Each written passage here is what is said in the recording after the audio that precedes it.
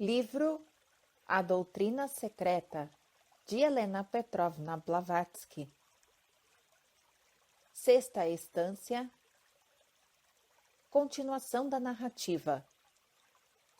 Subtítulo em destaque: Fatos e explicações adicionais referentes aos globos e às mônadas. Devemos citar duas declarações contidas no livro O Budismo Esotérico e as opiniões expendidas pelo autor. A primeira daquelas é a seguinte: as mônadas espirituais não esgotam inteiramente sua existência mineral no globo A, mas o fazem depois no globo B, e assim sucessivamente. Dão várias vezes a volta em todo o círculo como minerais, várias vezes depois como vegetais, e finalmente circulam várias vezes mais como animais. Abstemo-nos propositadamente, por enquanto, de mencionar cifras, etc. e etc. Observação número 47. Trecho registrado na página 49. Continuação da narrativa. Foi uma atitude prudente, uma vez que se mantinha grande segredo em relação aos números e cifras. Tal reserva já hoje não subsiste, pelo menos parcialmente. Mas seria talvez preferível dar os números exatos que governam as rondas e os círculos evolutivos, ou então omiti-los por completo. O Sr. Sinnett compreendeu muito bem esta dificuldade ao dizer. Segue o trecho. Em virtude de razões que ao público não é fácil adivinhar, os detentores do conhecimento oculto se mostram particularmente reservados ao exporem fatos numéricos que se relacionam com a cosmogonia, embora seja difícil para o não iniciado compreender o motivo de semelhante abstenção. Fim do trecho. Observação número 48. Registrado na página 149. Continuação da narrativa. Razões havia, evidentemente. Certo é, porém, que a essa reticência se deve a maior parte das ideias confusas de alguns discípulos, assim orientais como ocidentais. As dificuldades que se interpunham para a aceitação dos dois pontos de que se trata foram consideráveis, precisamente por falta de dados em que apoiá-los. Mas isso aconteceu porque, conforme mais de uma vez havia declarado os mestres, as cifras pertinentes aos cálculos ocultos não podem ser transmitidas fora do círculo dos chelas ajuramentados, nem estes podem quebrantar as regras. Para dilucidar as coisas, sem ferir os aspectos matemáticos da doutrina, é lícito ampliar os ensinamentos a fim de dissipar certas obscuridades. Como a evolução dos globos e a das mônadas estão intimamente entrelaçadas, trataremos de unificar os dois ensinamentos. No que se refere às mônadas, lembramos ao leitor que a filosofia oriental repugna o dogma teológico ocidental de que em cada nascimento ocorre a criação de uma nova alma. Dogma tão pouco filosófico quanto impossível na economia da natureza. Deve existir um número limitado de mônadas que evolucionam e se tornam cada vez mais perfeitas mediante a assimilação de muitas personalidades sucessivas em cada novo Manvantara. Tal é absolutamente necessário em vista das leis do renascimento e do karma e do retorno gradual da mônada humana à sua origem. A divindade absoluta. Assim, Embora as legiões de mônadas, em maior ou menor grau de evolução, sejam quase incalculáveis, não se deixam de ser em número determinado e finito, como todas as coisas neste universo diferenciado.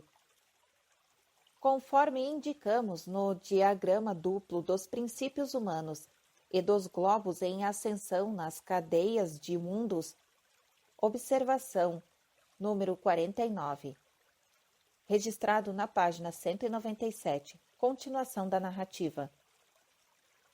Existe um eterno encadeamento de causas e efeitos, e uma analogia perfeita reina de ponta a ponta, associando todas as linhas de evolução. Um é a causa do outro, assim em relação aos globos como às personalidades. Mas comecemos pelo princípio. Acabamos de traçar um esboço geral do processo evolutivo pelo qual se formam as cadeias planetárias sucessivas. Com o intuito de prevenir possíveis erros futuros, desejamos acrescentar algumas informações que também vão projetar luz sobre a história de nossa própria cadeia, filha de cadeia lunar. No quadro que se segue, a figura 1 representa a cadeia lunar de 7 globos, no início de sua 7ª e última ronda, e a figura 2 mostra a cadeia terrestre, que ainda não existente irá surgir. Os 7 globos de cada cadeia se distinguem em sua ordem cíclica pelas letras A a G. E os globos da cadeia terrestre estão, além disso, assinalados com uma cruz, símbolo da Terra. Observação: a imagem encontra-se na página 215 do PDF que se encontra no Telegram. Continuação da narrativa. As mônadas que circulam por uma cadeia planetária, convém agora ter presente, estão divididas em 7 classes ou hierarquias, segundo seus respectivos graus de evolução, consciência e mérito. Acompanhemos, pois, a ordem de seu aparecimento no globo A durante a primeira ronda. Os espaços de tempo que mediam entre um e outro aparecimento destas hierarquias em um globo são ajustados de tal modo que, ao surgir a classe 7, a última, no globo A, a classe 1, a primeira, terá justamente acabado de passar ao globo B, e assim por diante, passo a passo ao redor de toda a cadeia. De igual modo, na 7ª ronda da cadeia lunar, quando a classe 7, a última, se retira ao globo A, este, em vez de ficar adormecido, como aconteceu nas rondas anteriores, começa a morrer, a entrar em seu pralaya planetário. Observação número 50. O ocultismo divide os períodos de repouso, pralaya, em várias classes. Há o pralaya individual de cada globo, que se dá quando a humanidade e a vida passam ao globo seguinte e que determina a ocorrência de 7 pralayas menores em cada ronda. O pralaya planetário, quando se completam 7 rondas, o pralaya solar, quando todo o sistema chega ao seu fim, e por último, o pralaya universal, Maha ou Brahma pralaya, que sobrevém ao terminar a idade de Brahma. São estes os principais pralayas ou períodos de destruição. Há também diversos pralayas menores, mas deles não nos devemos ocupar agora. Fim da observação número 50. Continuação da narrativa. E morrendo, transfere sucessivamente, conforme já dissemos, aos seus princípios ou elementos de vida e energia, um após o outro, a um novo centro, Laia, onde se tem início a formação do globo A da cadeia terrestre. Processo semelhante ocorre em cada um dos globos da cadeia lunar, dando o ensejo à formação sucessiva de novos globos da cadeia terrestre. Nossa Lua era o quarto globo da série, situando-se no mesmo plano de percepção da Terra.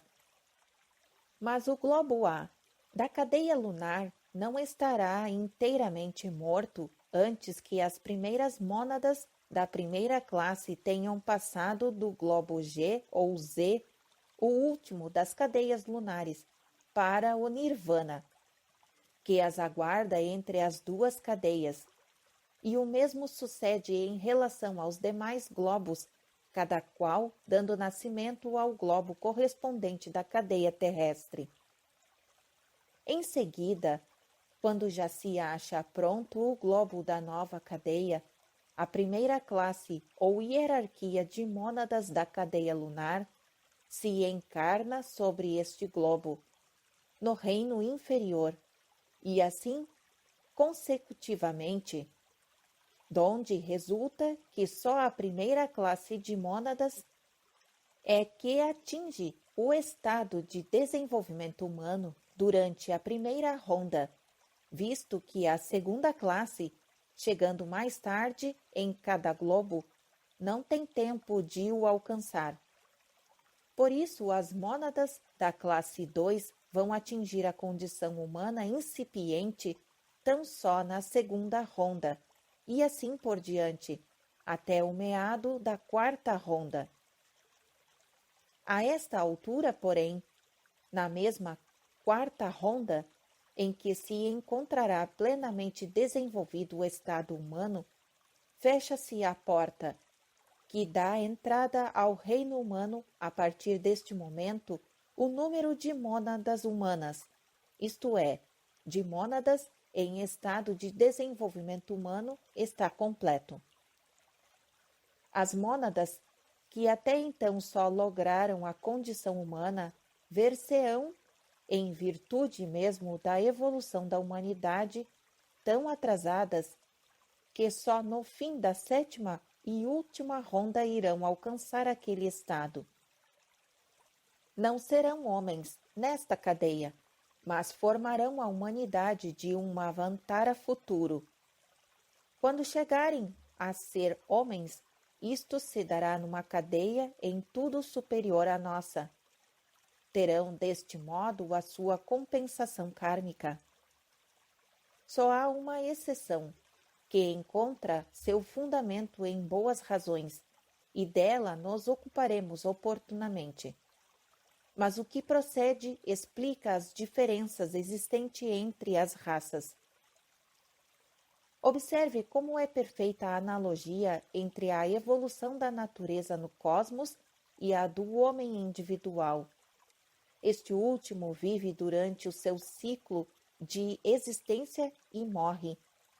Seus princípios superiores, que correspondem no desenvolvimento de uma cadeia planetária, as mônadas em evolução, passam ao Devanshan, que correspondem ao Nirvana e aos estados de percurso entre duas cadeias.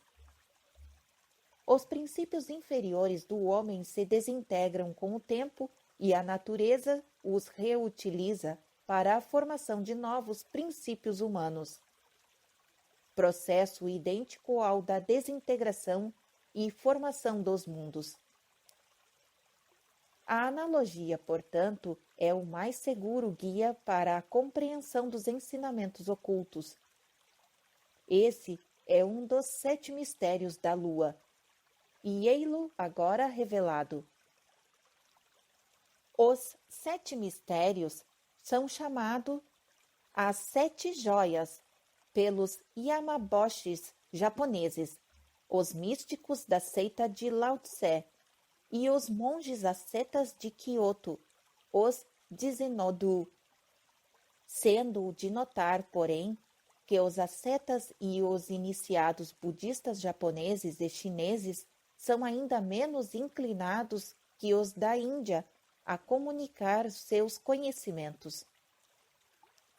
Mas, não sendo conveniente que o leitor perca de vista as mônadas, devemos esclarecê-lo quanto à natureza delas, até o ponto em que tal nos seja possível, sem entrar na área dos mistérios mais elevados, a respeito dos quais a autora não tem a pretensão de conhecer a última palavra.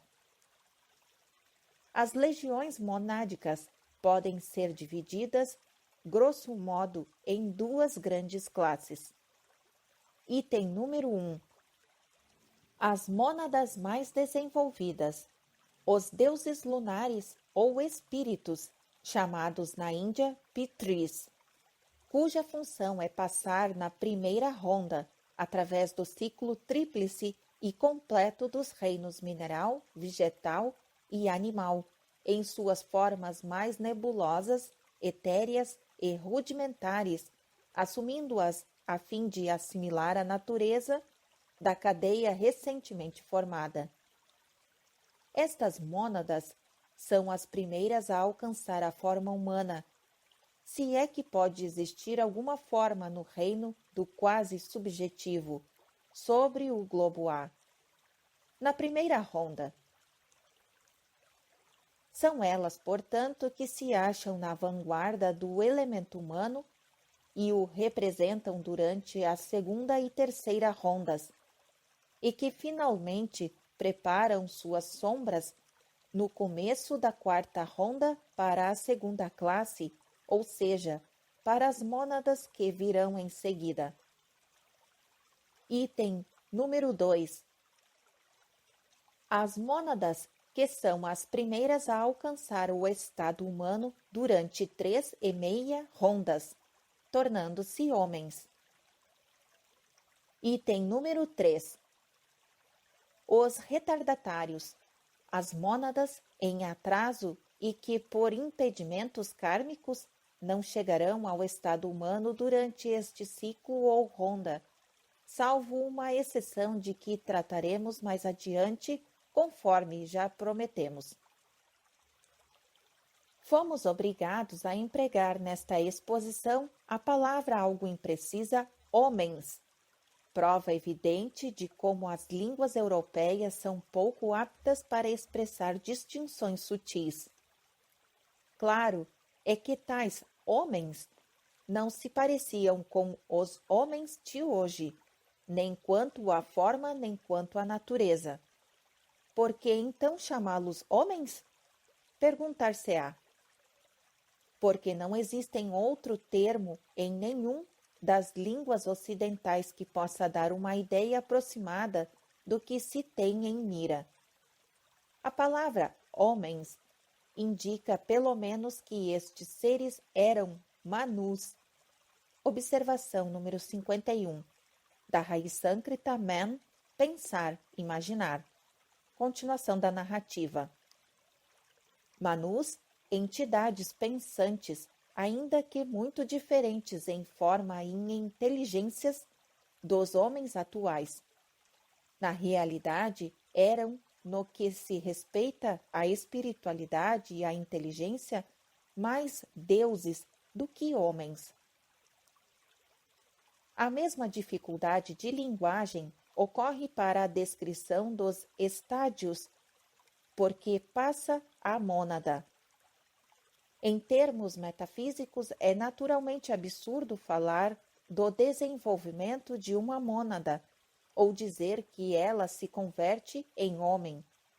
Mas qualquer tentativa de guardar a exatidão metafísica usando um idioma ocidental exigiria no mínimo 3 volumes a mais e daria lugar a uma série de repetições sobremodo enfadonhas. É lógico que a mônada não pode progredir, nem desenvolver-se, nem mesmo ser influenciada pelas mudanças de estado por que passa.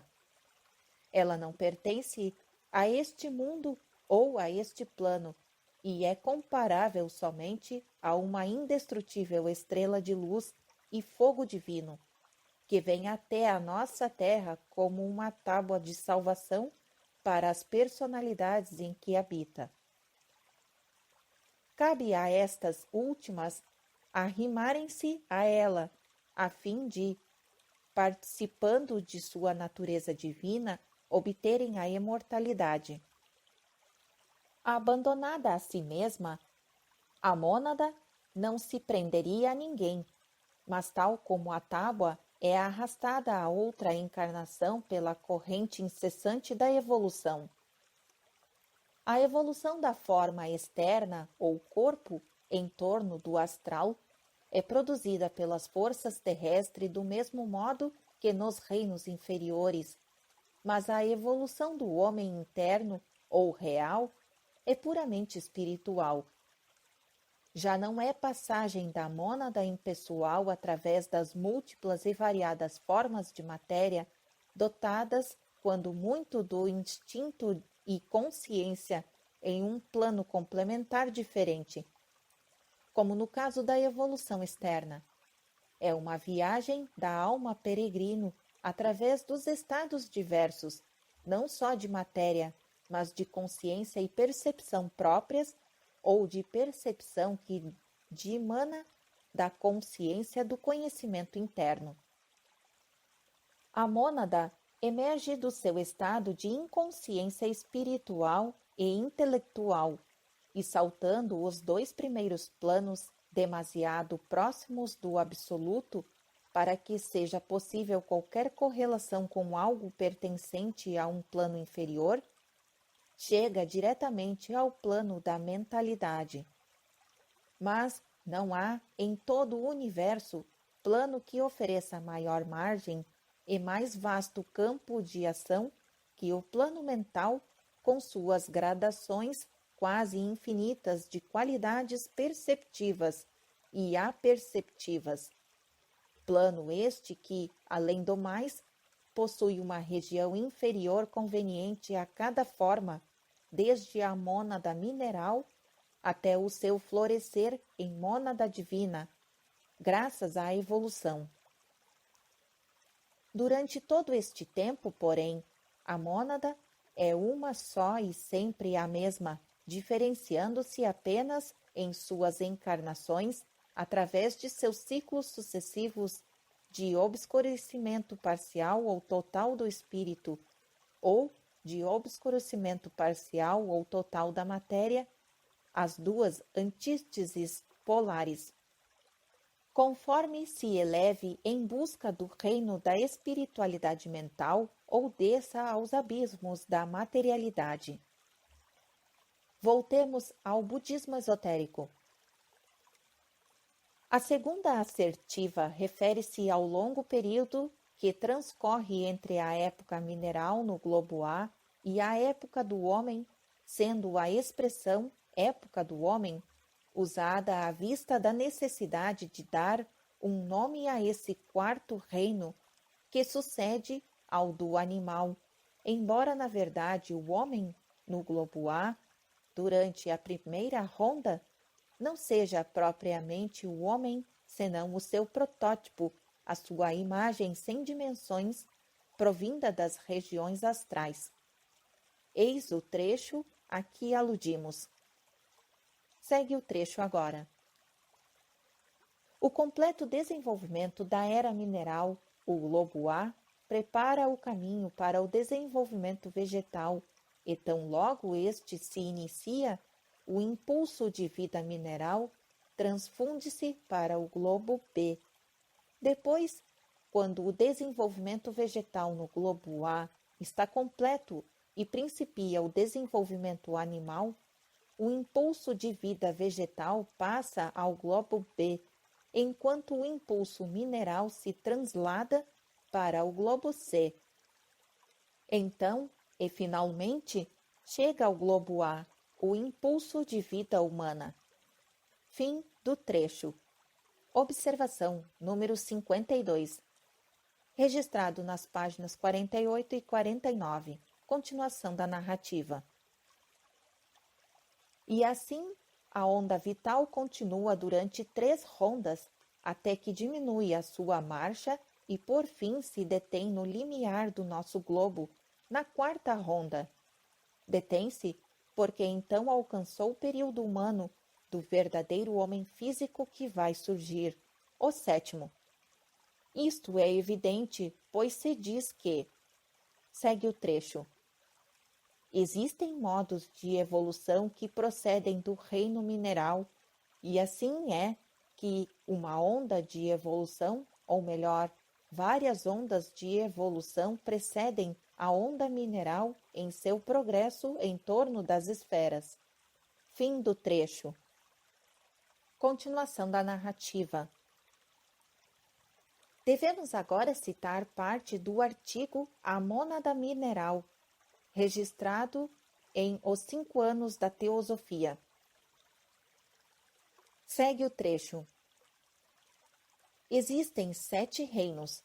O primeiro grupo compreende 3 graus de elementais ou centros nascentes de forças, desde o primeiro estado de diferenciação de Mula Prakriti, ou antes de Pradhana, matéria primordial homogênea, até o seu terceiro grau, isto é, da plena inconsciência à semi-percepção. O segundo grau mais elevado inclui os reinos desde o vegetal ao homem. O reino mineral forma, assim, o ponto central ou giratório nos graus da essência monádica, considerada como uma energia que evoluciona. 3 estados subfísicos no elemental, o reino mineral, 3 estados no aspecto objetivo físico. Observação número 54. Físico aqui significa diferenciado para os objetivos e trabalhos cósmicos. Contudo, aquele aspecto físico, ainda que objetivo para a percepção interna de seres de outros planos, é completamente subjetivo para nós em nosso plano. Continuação da narrativa. Tais são esses 7 elos, primeiros ou preliminares, da cadeia evolutiva. Observação número 55. Registrados na página 276 e seguinte. Fim da observação número 55 e fim do trecho. Continuação da narrativa. Preliminares, porque são preparatórios, e embora pertençam de fato à evolução natural, estariam mais corretamente descritos como pertencentes à evolução infranatural. Este processo se detém no terceiro de seus estágios, já no limiar do quarto, quando passa a ser, no plano da evolução natural, o primeiro estado que conduz realmente ao homem, formando assim com os 3 reinos elementais, os 10, o número seferotal. É neste ponto que começa. Segue o trecho. Uma descida do espírito na matéria, equivalente a uma ascensão no processo evolutivo físico, um reerguimento desde os mais profundos abismos da matéria, ou mineral, para o seu status quo ante, com uma dissipação correspondente de organismos concretos, até o nirvana, o ponto em que se desvanece a matéria diferenciada. Fim do trecho. Continuação da narrativa. Faze-se, portanto, evidente a razão por que a onda de evolução, ou o impulso mineral, vegetal, animal e humano, expressões usadas pertinentemente no budismo esotérico, se detém no limiar do nosso globo, em seu quarto ciclo ou ronda.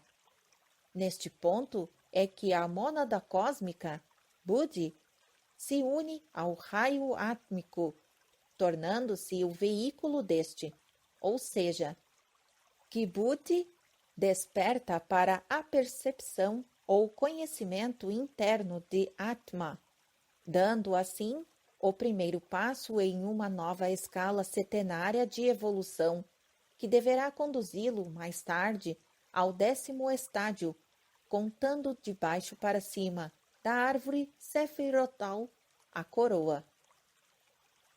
No universo, todas as coisas seguem a lei da analogia, embaixo como em cima. O homem é microcosmos do universo. O que se passa no plano espiritual repete-se no plano cósmico. A concreção segue as linhas da abstração. O inferior deve corresponder ao superior, o material ao espiritual. Assim, em correspondência à coroa sefirotal ou tríade superior, existem os 3 reinos elementais que precedem o reino mineral. Observação número 57. Veja-se no diagrama citados na página 277. Continuação da narrativa. E que, para usar a linguagem dos cabalistas, correspondem na diferenciação cósmica aos mundos da forma e da matéria, desde o superespiritual ao arquétipo. O que é a mônada? Que relação tem com um átomo? A resposta que se segue baseia-se nas explicações que sobre estes problemas oferece o artigo já citado, A Mônada Mineral, escrita pela autora. Dissemos quanto à segunda pergunta. Segue o trecho. A mônada não tem relação de espécie alguma com o átomo ou a molécula, no sentido em que a ciência atualmente os conceitua. Nem pode ser comparada com os organismos microscópicos outrora classificados entre os infusórios poligástricos e hoje considerados como vegetais na classe de algas. Nem é tampouco as monas dos peripatéticos. Física ou constitucionalmente, a mônada mineral difere sem dúvida da mônada humana, que não é física, possuindo uma estrutura que não pode ser representada por meio de símbolos e elementos químicos. Observação número 58. Registrado nas páginas 273 e 274. Fim do trecho e continuação da narrativa. Em resumo, assim como a mônada espiritual é una, universal, ilimitada e indivisa, se bem que os seus raios formem o que em nossa ignorância chamamos mônadas individuais dos homens, assim também a mônada mineral, achando-se no arco oposto do círculo, é una, e dela procedem os inumeráveis átomos físicos que a ciência principia a considerar como individualizados. Segue um trecho agora. Senão, como se poderia explicar o progresso evolutivo e em espiral dos 4 reinos? A mônada é a combinação dos 2 últimos princípios do homem, o 6º e o 7º, e propriamente falando, a expressão mônada humana deve aplicar-se tão só ao seu princípio superior, espiritual e vivificante, Atma. Mas, como a alma espiritual separada deste último, Atma, não pode ser existência ou modo algum de ser, foi ela assim chamada. Ora, a essência monádica, ou antes cósmica, se podemos empregar este termo em relação ao mineral, ao vegetal e ao animal, conquanto a mesma através da série dos ciclos, desde o elemental mais ínfimo até o reino dos devas, difere contudo na escala de progressão. Seria de todo errôneo imaginar a mônada como uma entidade separada a percorrer lentamente uma determinada senda através dos reinos inferiores, para florescer em um ser humano após uma série incalculável de transformações. Em uma palavra, supor que a mônada de um Humboldt, por exemplo, proviesse da de um átomo de greda.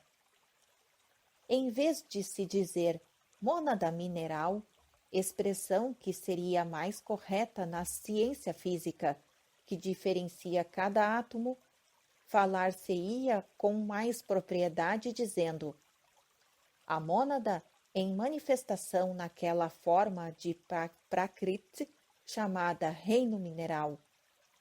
O átomo, tal como se conceitua nas hipóteses científicas correntes, não é uma partícula de algo animada por algo psíquico e destinada a despontar como um homem após o transcurso de largos évos.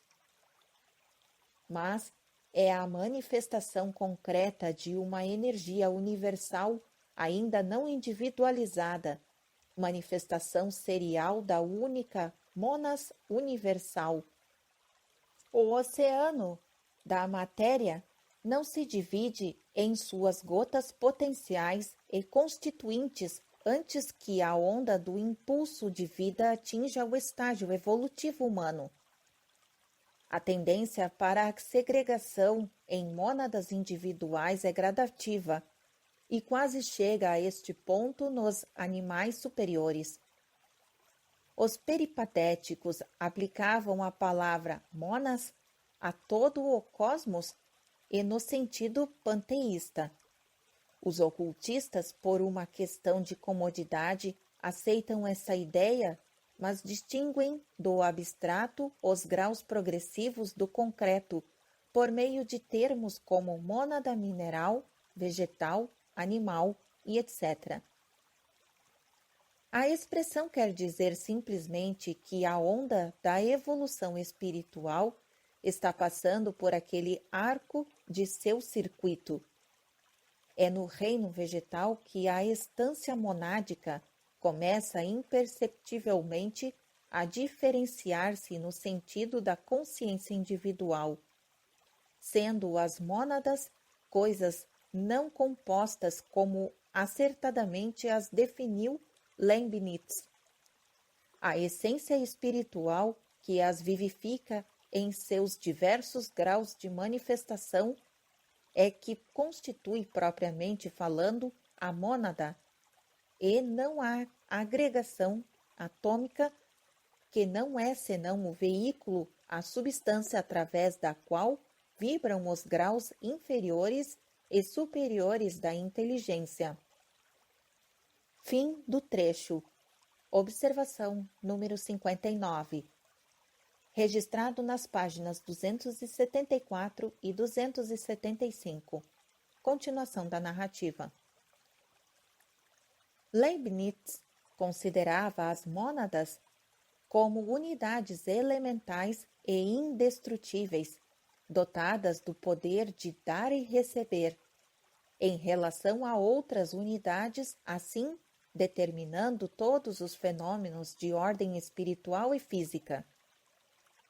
Foi ele quem inventou a palavra apercepção, que expressa não com a percepção, mas antes com a sensação nervosa, o estado da consciência monádica através de todos os reinos até o homem.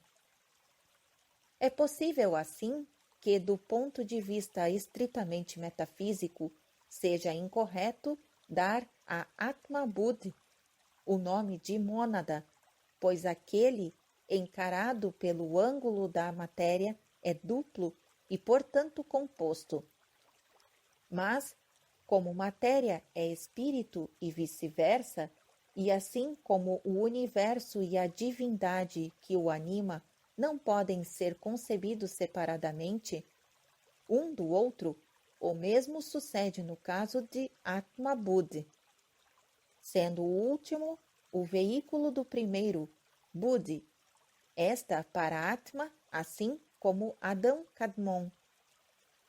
O logos cabalístico se acha em relação a Ein Sof, ou como Mula Prakrit, em relação a Prarabrahman. Agora, mais algumas palavras sobre a Lua. Perguntar-se-á que são as mônadas lunares de que há pouco se falou. A descrição das 7 classes de Pitris virá depois. Não podemos dar agora senão algumas explicações gerais. Está visto que são mônadas que, havendo ultimato seu ciclo de vida na cadeia lunar, a qual é inferior à cadeia terrestre, se encarnaram nesta última. Cuidaremos, porém, de acrescentar alguns pormenores, embora não o possamos fazer com muita amplitude, por se situarem demasiado perto da área proibida. A última palavra do mistério só é divulgada aos adeptos. Podemos dizer, contudo, que o nosso satélite é apenas o corpo grosseiro de seus princípios invisíveis. Considerando que existem 7 terras, deve também haver 7 luas. Outro tanto sucede em relação ao Sol, cujo corpo visível não passa de um maia, um reflexo, como o é o corpo do homem. O verdadeiro Sol e a verdadeira Lua são tão invisíveis como o homem real, diz uma máxima oculta. E cabe observar de passagem que os antigos, afinal de contas, não eram tão nécios como se quis fazer acreditar quando formularam pela primeira vez a ideia da existência de 7 luas. Porque, embora tal conceito seja unicamente interpretado como medida astronômica do tempo, sob um aspecto bastante materializado, é possível reconhecer, por baixo da superfície grosseira, os traços de uma ideia profundamente filosófica. Em verdade, só em um sentido a Lua é satélite da Terra, o de que a Lua gira em torno da Terra. Em outros aspectos, porém, a Terra é que é satélite da Lua. Por surpreendente que pareça esta declaração, não deixam de confirmá-la os conhecimentos científicos. São fatos indicativos as marés, as mudanças cíclicas, supervenientes a várias enfermidades que coincidem com as fases lunares, o desenvolvimento das plantas e, notadamente, os fenômenos da concepção e da gestação humanas. A importância da Lua e sua influência sobre a Terra eram reconhecidas por todas as religiões antigas, sobretudo pelas dos judeus, e tem sido assinalada por muitos observadores dos fenômenos psíquicos e físicos. Para a ciência, no entanto, a ação da Terra sobre a Lua se limita à atração física, que é a causa de girar esta última na órbita daquela. E se alguém insistir em objetar que este fato por si só constitui uma prova suficiente de que a Lua é realmente o satélite da Terra, poderemos responder-lhe perguntando se a mãe, que passeia em torno do seu filho, a fim de por ele velar, lhe estaria por isso subordinada ou dependente. Muito embora, em certo sentido, ela seja o seu satélite, não haverá dúvida de que tem mais idade e é mais desenvolvida que o filho sob os seus cuidados. É a Lua, portanto, que representa o papel principal e de maior importância, seja na própria formação da Terra, seja no seu povoamento por seres humanos. As mônadas lunares ou pitris, que são os antepassados do homem, assumem, na realidade, a própria personalidade humana. São as mônadas que entram no ciclo de evolução no globo A e que, perpassando na cadeia de globos, desenvolve a forma humana, conforme dissemos anteriormente. No começo do estado humano da quarta ronda neste globo, os pitris exudam seus duplos astrais das formas semiescas que haviam desenvolvido na terceira ronda. E foi essa forma sutil e tênue que constituiu o modelo pelo qual a natureza construiu o homem físico. Tais mônadas, ou centelhas divinas, são assim os antepassados lunares, os próprios pitris, pois estes espíritos lunares devem converter-se em homens, a fim de que as suas mônadas possam atingir um plano mais elevado de atividade e de autoconsciência, isto é, o plano dos Manasa Putras, aqueles que dão a mente aos cascões inconscientes, criados e animados pelos pitris na última parte da terceira raça raiz. De modo idêntico, as mônadas ou egos dos homens da sétima ronda da nossa Terra, depois que os nossos próprios globos A, B, C, D e etc., separando-se de sua energia vital, houverem animado e assim chamado à vida outros centros Laya, destinados a viver e a atuar num plano de existência mais elevado ainda, de modo idêntico, essas mônadas ou egos serão os antepassados terrestres criadores dos que hão de ser superiores a eles.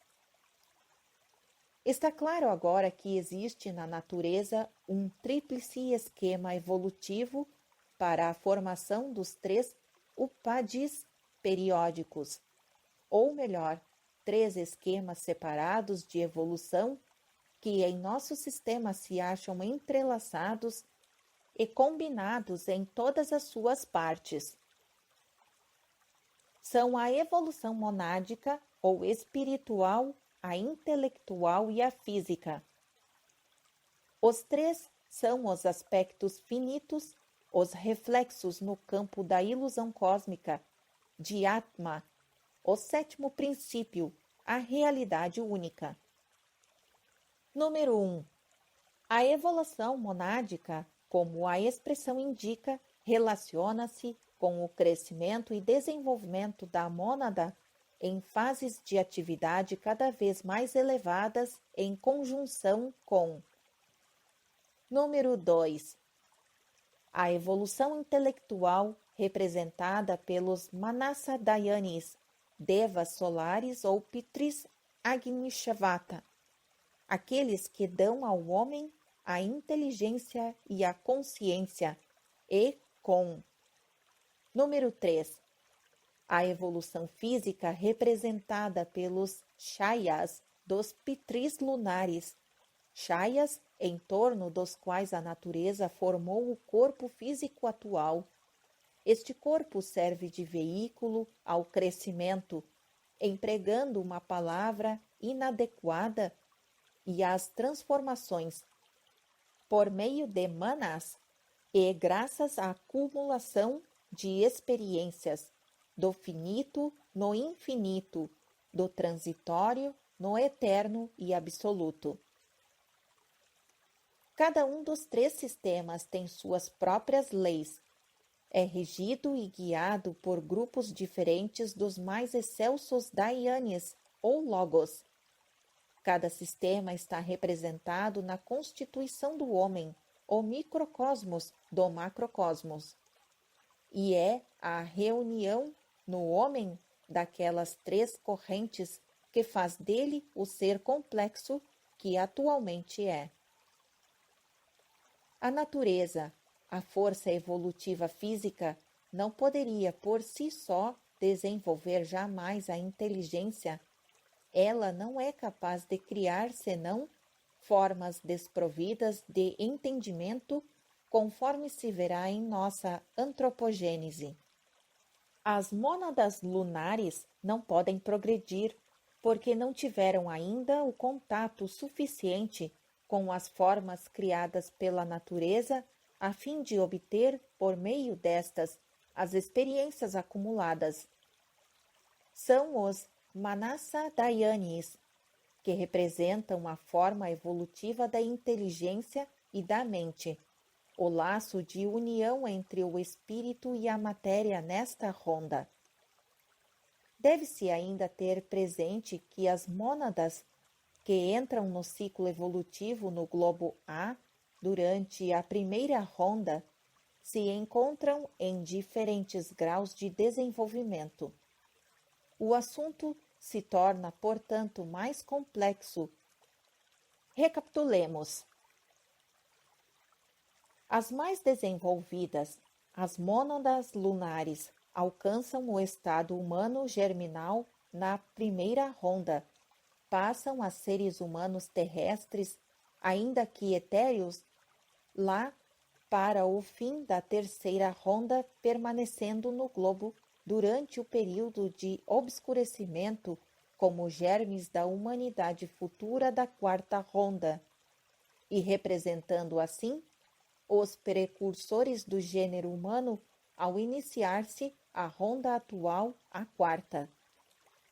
Outras mônadas só vão alcançar o estado humano nas rondas primeira e terceira ou na primeira metade da quarta. E, finalmente, as mais atrasadas, ou seja, aquelas que ainda ocupam formas animais após o ponto médio da curva da quarta ronda, não chegarão a ser homens durante todo este Manvantara. Só irão despontar nas fronteiras da humanidade quando a sétima ronda estiver em seu período final, para serem por sua vez introduzidas em uma nova cadeia, depois do Pralaya, pelos peregrinos mais antigos, os progenitores da humanidade, aqueles que foram chamados a semente da humanidade. Shista, isto é, os homens que formarão a vanguarda de todos no final destas rondas. O estudante pouca necessidade terá agora de outra explicação quanto ao papel desempenhado pelo quarto globo e a quarta ronda no esquema da evolução. Pelos diagramas apresentados, que são aplicáveis, mutantes, às rondas, aos globos e às raças, ver-se-á que o quarto membro de uma série ocupa uma posição única. Ao contrário dos demais, o quarto não possui globo irmão no plano e a que pertence, e constitui assim o fiel da balança representada pela cadeia inteira. É a esfera dos ajustamentos evolutivos finais, o mundo da balança kármica, a sala da justiça onde se decide do curso da mônada durante o resto de suas encarnações no ciclo. E sucede, portanto, que depois de ultrapassado este ponto central do grande ciclo, isto é, após o ponto médio da quarta raça da quarta ronda, em nosso globo, não mais podem ingressar mônadas no reino humano. A porta está fechada para este ciclo, a balança foi nivelada, porque de outro modo, se necessário fosse admitir uma alma nova para cada um dos inúmeros milhares de seres humanos que desaparecem e não existissem reencarnações, seria em verdade difícil encontrar lugar para os espíritos que perderam o corpo. E nunca haveria explicação para a origem e as causas do sofrimento. A ignorância dos princípios ocultos e a acumulação de falsos conceitos sob o pretexto de educação religiosa foi o que deu lugar ao materialismo e ao ateísmo, como protesto contra a suposta ordem divina das coisas. As únicas exceções à regra já citadas são as raças mudas, cujas mônadas já se acham dentro do estado humano pelo fato de que tais animais são posteriores ao homem e semidescendentes dele. Os últimos e mais adiantados espécimes são os antropóides e outros símios. Estas aparências humanas não passam na realidade de cópias deformadas da humanidade primitiva, aspectos do qual nos ocuparemos com amplitude no volume seguinte.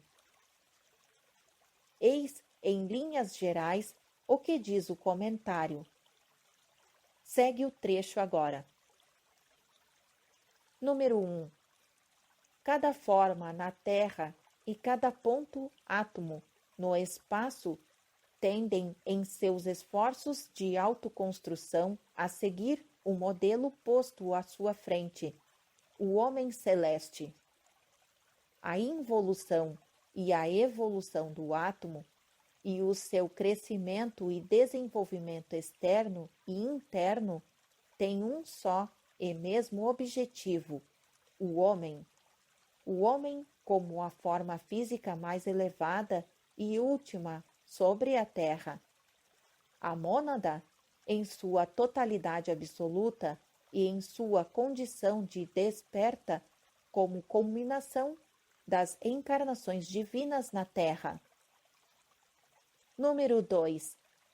Os Dayanis Pritris são os que desenvolveram os seus Bhouta duplos de si mesmos, e cujo Rupa, forma, se tornou o veículo de mônadas, princípios 7º e 6º, que haviam completado o seu ciclo de transmigração nos 3 kalpas, rondas, precedentes. Então eles, os duplas astrais, se convertem em homens da primeira raça humana da ronda, mas não estavam completos e eram desprovidos de entendimento. Fim do trecho. Explicaremos isto mais adiante. Basta dizer por enquanto que o homem, ou melhor, a sua mônada, existiu sobre a Terra desde o começo dessa ronda, mas até a nossa 5ª raça, as formas externas que revestiam os duplos astrais divinos passaram por modificações e se consolidaram nas sub-raças, e a forma e a estrutura física da fauna se alternavam, pois tinham que se adaptar às condições sempre mutáveis da vida neste globo durante os períodos geológicos de seu ciclo de formação. E essas modificações continuarão em cada raça raiz e em cada sub-raça principal até a última da 7ª raça desta ronda. Número 3. Segue o trecho. O homem interno, agora oculto, era então nos primórdios o homem externo.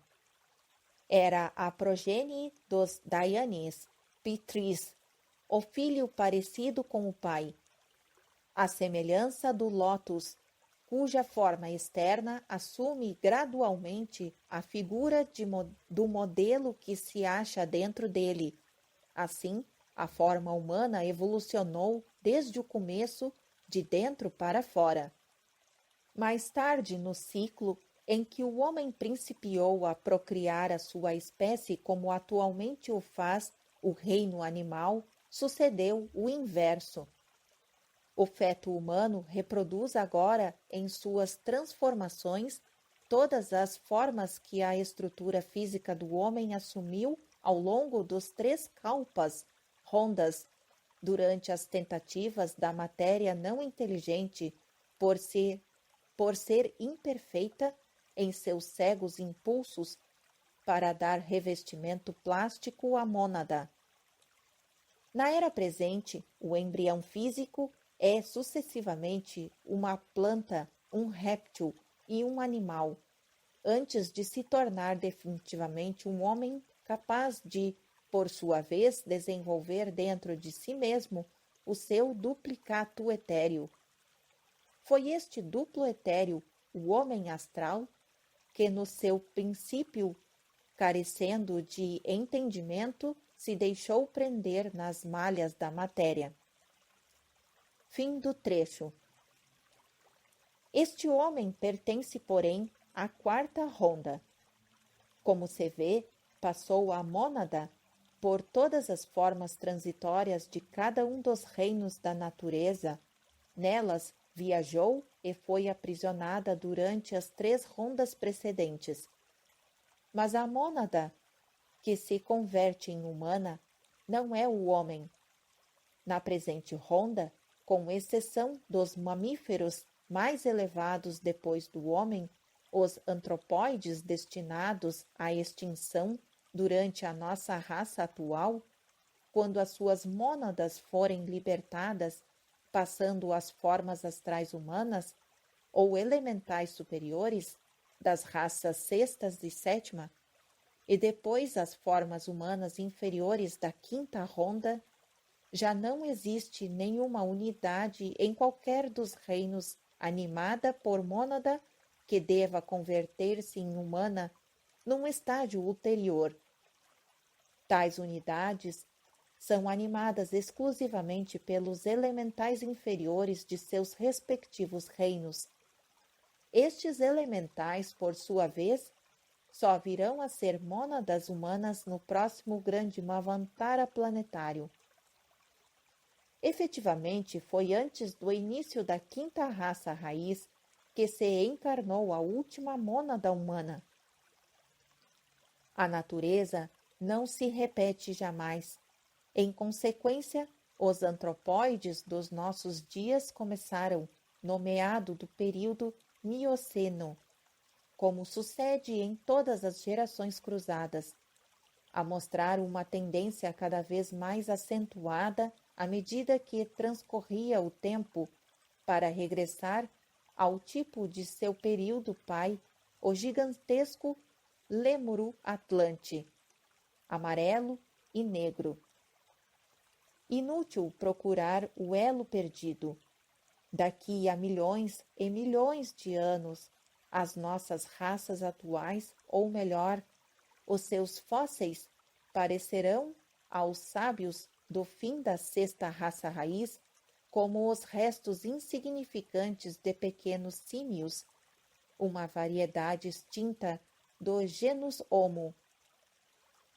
Os antropóides constituem uma exceção, porque não fazem parte do plano da natureza, mas são o resultado direto de criação feita pelo homem não dotado de mente.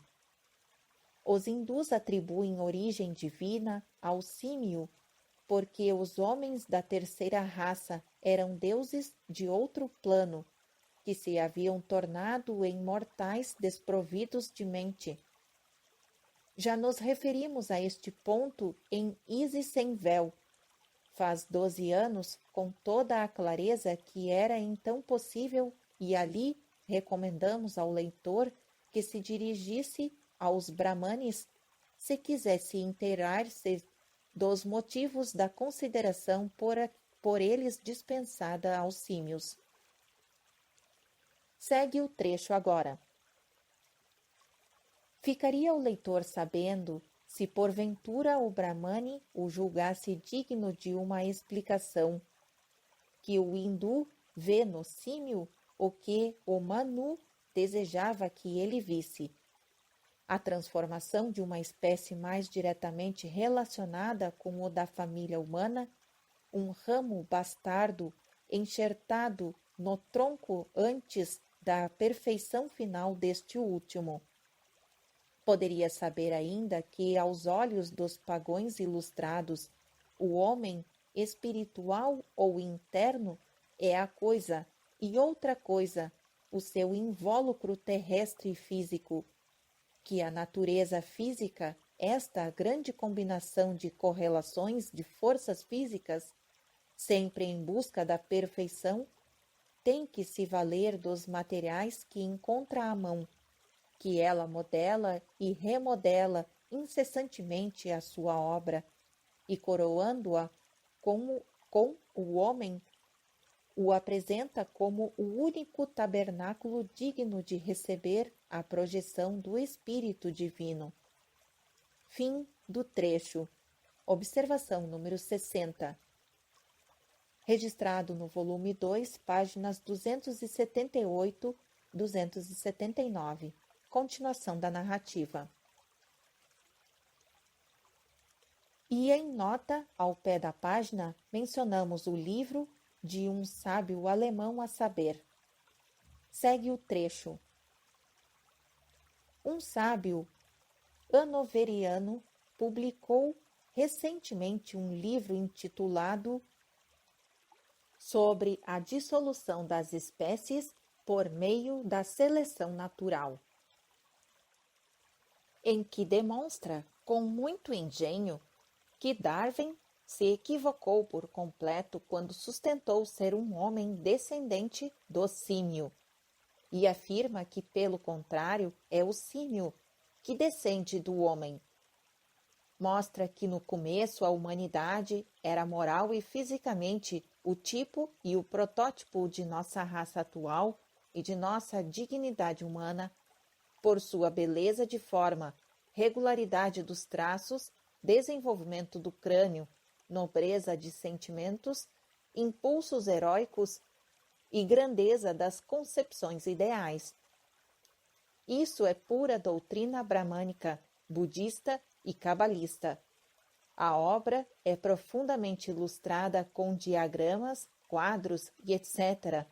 Declara o autor que a decadência e a degradação gradual do homem, tanto moral como física, podem ser facilmente retraçadas através das transformações etnológicas até os nossos dias, e que assim, como uma parcela da espécie humana já degenerou em macacos, do mesmo modo o homem civilizado de hoje será, afinal, sucedido por descendentes semelhantes sob a ação inelutável da lei da necessidade. Se temos que julgar o futuro pelo presente, não parece realmente impossível que uma raça tão pouco espiritual e tão materialista venha a terminar antes como de símios que de serafins. Fim do trecho do livro. Continuação da narrativa. Devemos acrescentar que, apesar de os macacos serem descendentes do homem, não é verdade que a mônada humana, que já alcançou o nível da humanidade, venha de novo a encarnar-se na forma de um animal. O ciclo metempsicose para a mônada humana está encerrado, uma vez que estamos na quarta ronda e na quinta raça raiz. É oportuno advertirmos o leitor, pelo menos aquele que já leu o budismo esotérico, de que as instâncias que se seguem neste e no volume seguinte tratam apenas da evolução em nossa quarta ronda. Esta ronda é o ciclo do ponto de inflexão, depois do qual a matéria, tendo chegado ao extremo inferior, enceta o seu caminho para o alto, espiritualizando-se progressivamente em cada nova raça e em cada novo ciclo. Ao estudante importa, pois, ficar atento a fim de não ver contradição onde ela não existe, já que o budismo esotérico se alude às rondas em geral, quando aqui só nos ocupamos da quarta, ou seja, da nossa ronda presente. Ali se cogitou do trabalho de formação, aqui se cogita o de reforma e de perfeição evolucionária. Finalmente, para concluir esta digressão, ocasionada por diversas concepções errôneas, mas inevitáveis, devemos fazer referência a uma afirmativa do budismo esotérico, que produziu uma impressão penosa em muitos teósofos. Evoca-se frequentemente uma frase pouco feliz da mesma obra como prova do materialismo da doutrina nela exposta. O autor, referindo-se ao progresso dos organismos sobre os globos, diz o seguinte: segue o trecho. O reino mineral não desenvolverá mais o reino vegetal. A terra não pode desenvolver o homem do símil enquanto não recebeu um impulso. Observação número 61. Registrado na página 48. Continuação da narrativa. Fim do trecho. Correspondem tais palavras literalmente ao pensamento do autor ou não passam, como acreditamos, de um lapsus calami? É questão que está por decidir. Vimos com real surpresa que o budismo esotérico não era bem compreendido por alguns teósofos, ao ponto de fazê-los crer que se dava inteiro apoio à teoria evolucionista de Darwin, especialmente quanto à descendência humana de um antepassado pitecoide.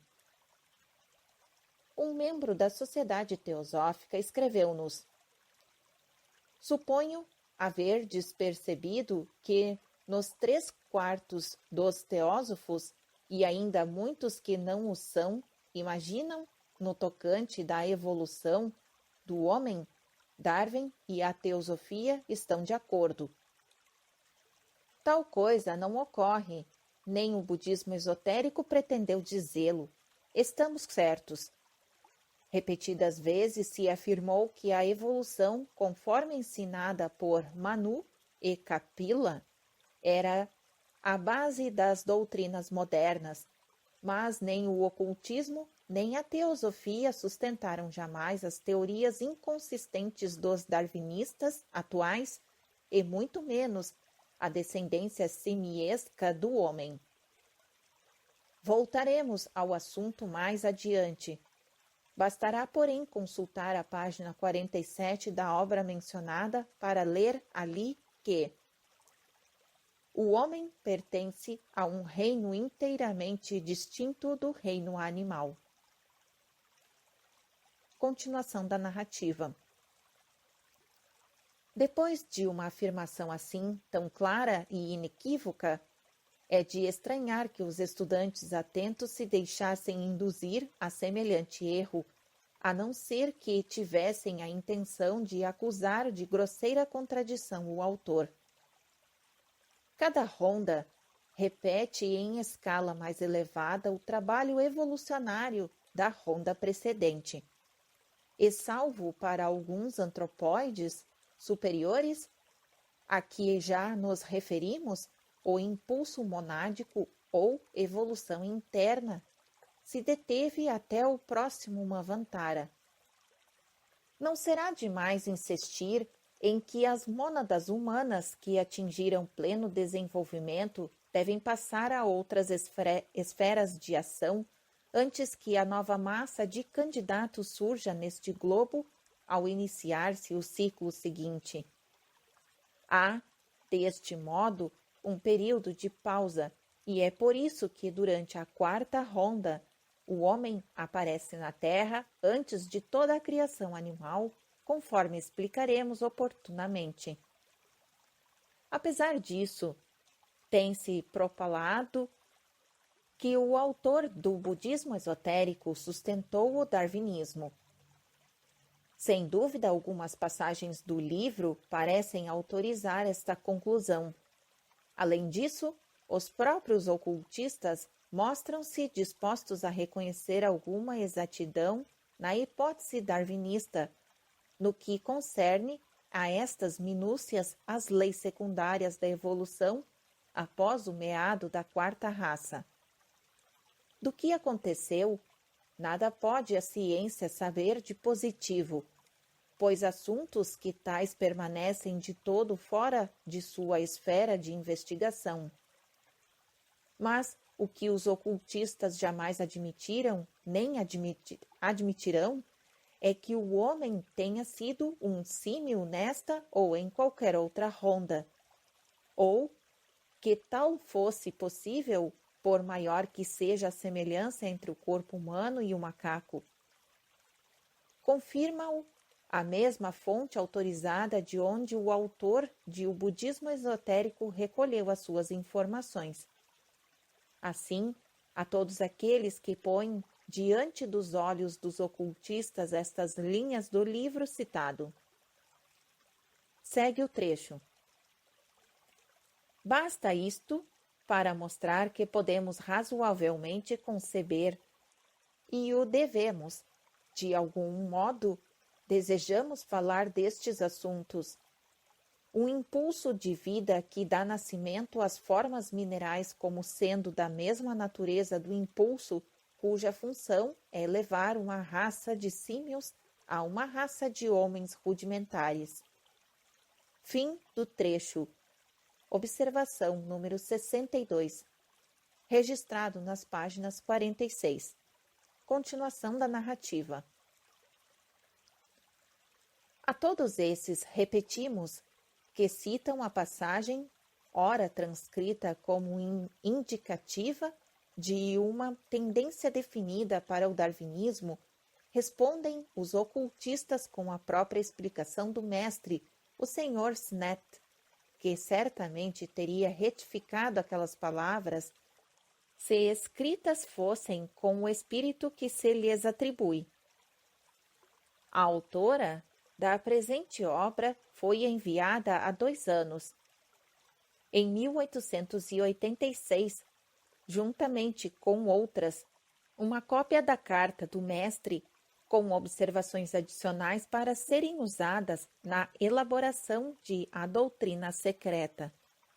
A carta principia considerando as dificuldades que se deparam ao estudante ocidental para conciliar alguns fatos dados a conhecer anteriormente com a evolução do homem pelo animal, ou seja, dos reinos mineral, vegetal e animal, e recomenda ao estudante que se guie sempre pela doutrina da analogia e da correspondência. Alude em seguida ao mistério dos devas e dos deuses, que devem passar por estados que se convencionou chamar de mineralização, evarsão, zooniação e, finalmente, encarnação. E explica, usando palavras veladas, a necessidade de haver casos de malogro, até mesmo entre as raças etéreas dos Dayankorans. São estas as suas palavras a tal respeito. Segue o trecho. Estes caos de malogro, observação número 63, são os seres que falharam. Continuação da narrativa. Estes casos de malogro estão por demais desenvolvidos e espiritualizados para que possam ser necessariamente afastados para trás da condição dayankorânica e lançados nos torvelinho de uma nova evolução primordial através dos reinos inferiores. Fim do trecho. Observação 64. Registrado em As Cartas de Mahatma, página 87. Continuação da narrativa. Depois disso, há somente uma ligeira referência ao mistério contido na alegoria dos Asuras caídos, alegoria que será explicada com minúcia nos volumes 3 e 4. Quando o karma alcançar aqueles casos de malogro, no plano da evolução humana. Segue o trecho.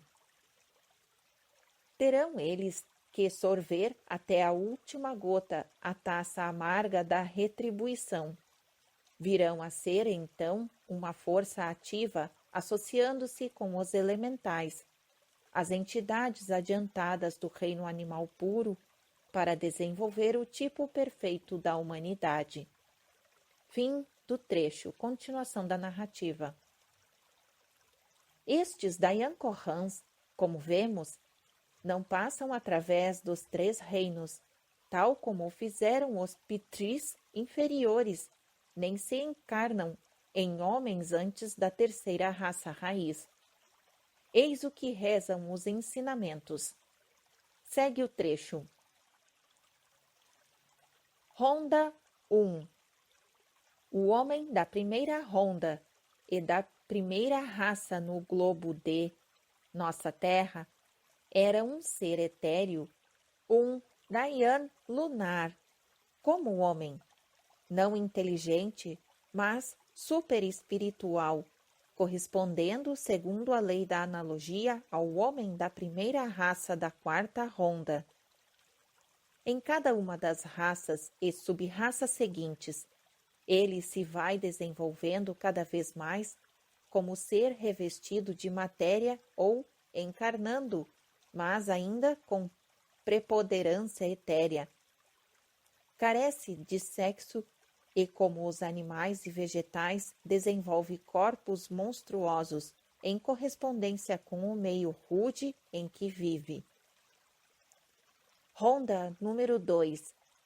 O homem ainda é gigantesco e etéreo. O seu corpo se torna, porém, mais firme e condensado.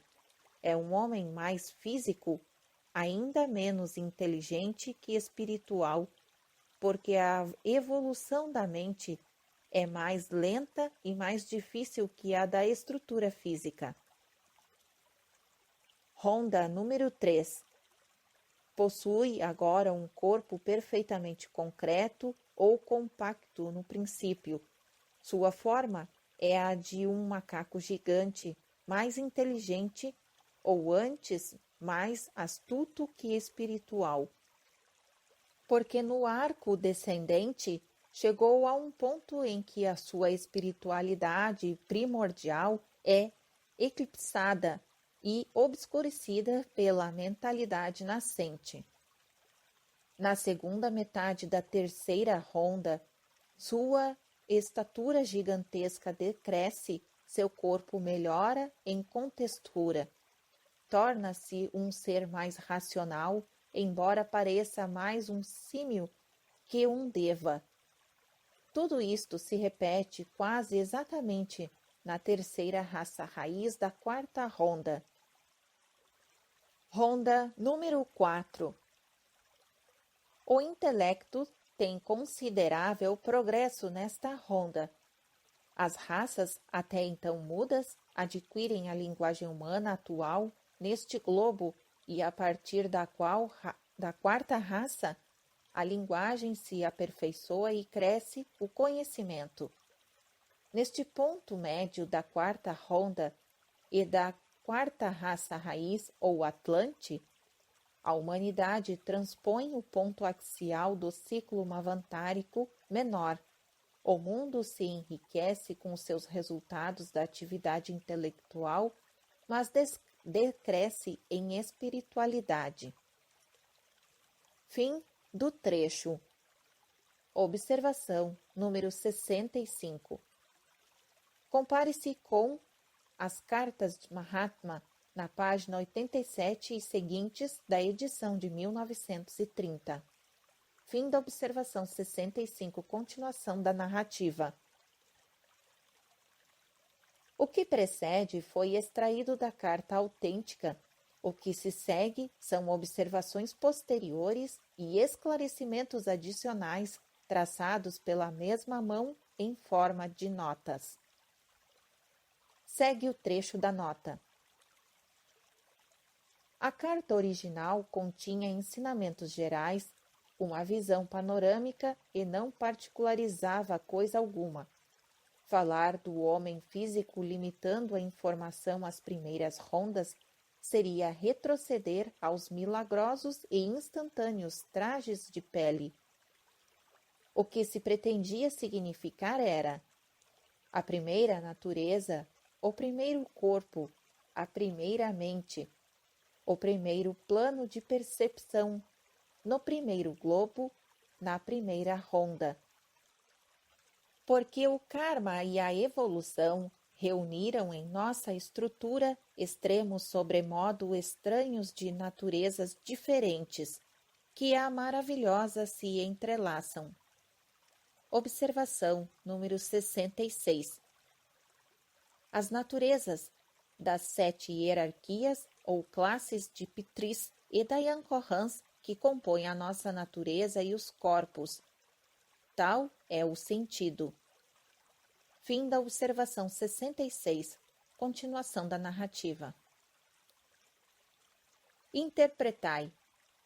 Alcançou ele agora o ponto, por analogia, e como na terceira raça raiz a quarta ronda, em que sua espiritualidade primordial, a do homem-anjo, é eclipsada e obscurecida pela nascente mentalidade humana, e tereis a versão verdadeira. Aí estão as palavras do mestre, o texto, as frases e as notas explicativas, entre aspas. Compreender-se-á que deve existir enorme diferença entre termos como objetividade e subjetividade, materialidade e espiritualidade, quando aplicamos a planos diferentes de existência e de percepção.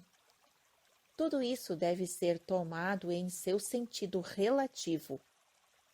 Não é, pois, de surpreender que um autor entregue as suas próprias especulações e ainda inexperiente em ensinamentos desta ordem, sem embargo de seu empenho e aplicação no estudá-los, se houvesse equivocado uma que outra vez. A diferença entre as rondas e as raças não estava, aliás, suficientemente definida nas cartas recebidas, já que nenhuma indagação se fizera nesse particular. Um discípulo oriental teria logo percebido as coisas sem maior dificuldade. Vejamos mais o que diz uma carta do mestre. Segue o trecho. Os ensinamentos foram comunicados sob protesto. Eram, por assim dizer, artigos de contrabando, e quando fiquei somente com um dos correspondentes, o outro senhor, havia de tal modo confundido as cartas que pouco me era possível dizer sem ir além da área permitida. Fim do trecho. Os teósofos a quem isso possa interessar entenderam o que tais palavras significavam. Fica assim positivado que as cartas nada continham que autorizasse o acerto de haver a doutrina oculta alguma vez ensinado ou qualquer adepto perfilhado, a não ser talvez metaforicamente a absurda teoria moderna de que o homem descende de um antepassado simiesco, um antropóide da espécie animal de nossos dias. Ainda hoje, há no mundo mais homens parecidos com os macacos do que nas selvas, macacos parecidos com homens. Na Índia, o símio é tido em conta de sagrado porque sua origem é bem conhecida dos iniciados, posto que oculta sob o denso véu da alegoria. Hanumana é filho de Pavana, Vayu, o deus do vento, com Anjana, mulher do monstro Kesari, variando contudo a sua genealogia. O leitor, tendo presente este pormenor, encontrará no volume 2 e 4, Passim, a explicação completa de tão interessante alegoria. Os homens da terceira raça, os que se separam, eram deuses por sua espiritualidade e pureza, embora desprovido de razão e de mente humana. Esses homens da terceira raça, antepassados do Atlantes, eram precisamente gigantes, tão parecidos com símios e tão desprovidos de razão e de intelecto como aqueles seres que representaram a humanidade da terceira raça. Moralmente irresponsáveis os homens da terceira raça, mantendo relações antinaturais com espécies animais inferiores a eles, deram origem àquele elo perdido, que, em épocas posteriores, no período terciário somente, veio a ser o remoto antepassado do verdadeiro símio, tal qual o conhecemos hoje na família Pitecoide. Se parecer que isso colide com a afirmação de que o animal é posterior ao homem, lembraremos ao leitor que esta referência deve entender-se como restrita aos mamíferos placentários. Naqueles remotos tempos existiam animais como a zoologia atual nem sequer pode imaginar, e os modos de reprodução não eram idênticos aos conhecidos pela fisiologia moderna. Não era talvez conveniente tratar destes assuntos publicamente, mas não há contradição nem impossibilidade no que ora enunciamos. Em suma, os primeiros ensinamentos, por mais vagos, fragmentários e insuficientes que tenham sido, absolutamente não apoiavam a tese de que o homem proviesse do macaco, nem o autor de O Budismo Esotérico diz coisa diferente em seu livro, pelo menos em termos precisos. Aconteceu apenas que as suas tendências científicas o induziram a servir-se de palavras que poderiam dar aso àquela interpretação. O homem que precedeu a quarta raça, a Atlante, apesar de a semelhança que pudesse fisicamente aparentar com um símio gigantesco, a remendo de homem não dotado de vida humana, era ainda assim um ser que falava e que pensava. A raça lemuro-atlante era altamente civilizada e, ao aceitarmos a tradição que, como história, é mais exata que a ficção especulativa que hoje passa com esse nome, a sua civilização alcançou um grau superior ao nosso. Não obstante toda a ciência e todo o mal formado progresso dos nossos dias, queremos referir-nos especificamente aos lemuro-atlantes do fim da terceira raça. E agora é tempo de voltarmos às instâncias. Fim da terceira parte dos fatos e explicações adicionais referentes aos globos e às mônadas. Continuação da narrativa no próximo áudio.